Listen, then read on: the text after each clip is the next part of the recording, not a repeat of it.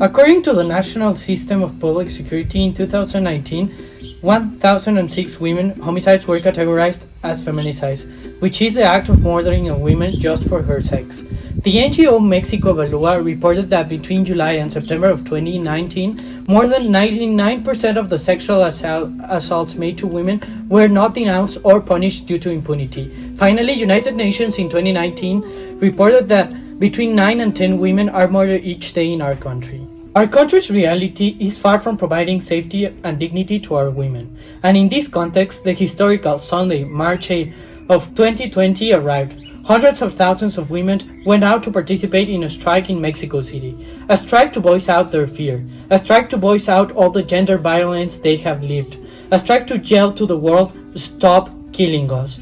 A strike to remember and honor all of those women that had been murdered just for being a woman. The streets were crowded only with women, and the climax of that Sunday arrived when thousands and thousands of women sang euphorically the world-famous feminist song A Rapist in Your Way, song that the Chilean feminist group Las Tesis had viralized early in February. This song raises demands about how the government and police officers are doing nothing to stop this violence.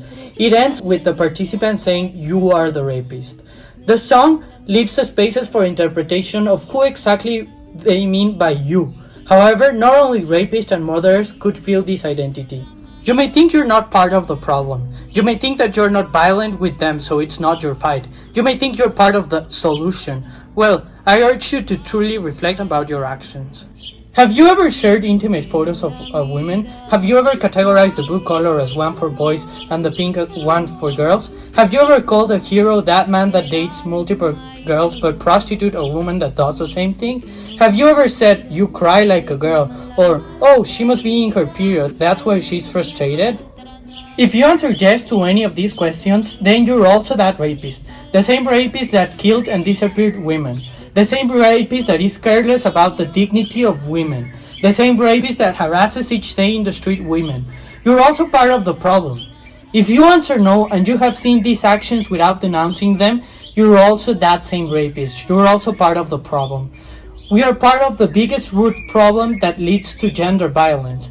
Microsexist actions. Microsexist actions, or micromachismos in Spanish, are defined as subtle and invisible actions rooted in societies that contribute to male dominance and threaten the autonomy of women.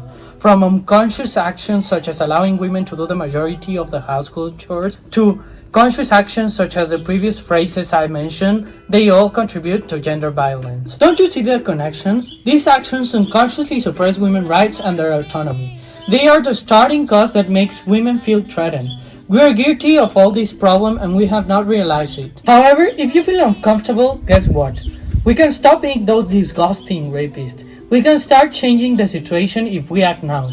The actions we can take to eradicate these problems are: 1. After finishing this video, inform yourself about the different forms and manifestations of microsexist actions and reflect which ones do you unconsciously and consciously do.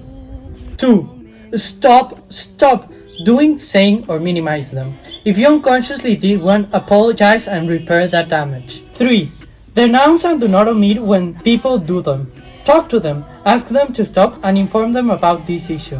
If we start to take these steps, we will not only stop being part of the problem, but we will also become part of the so needed solutions for gender violence, feminicides, and sexual assaults that women in our society need and deserve.